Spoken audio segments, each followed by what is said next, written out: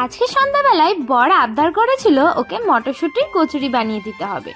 জানো তো, এই শীতকালে আমি এখনো অবধি মটরশুঁটির কচুরি খাইনি।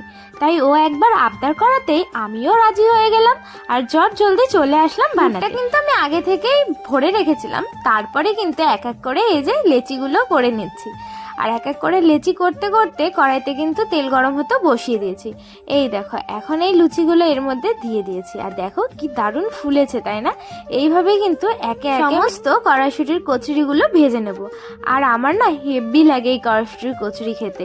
দেখো কি দারুণ ফুলেছে, তাই না? গরম গরম একদম ফুলকো ফুলকো লুচি, তার সাথে যদি মাংস হয়, ব্যাপারটা তো একদম জমে। তোমরাই বলো না, রাতের বেলায় খাবারে যদি মাংস তার সাথে গরম গরম ফুলকো ফুলকো কড়াইশুঁটির কচুরি থাকে, তাহলে কি আর কিছু লাগে? তারপরে আমি আমার বরকে বললাম, বলো আমি আজকে কেমন রান্না করেছি। ওর তো খুবই ভালো লেগেছে।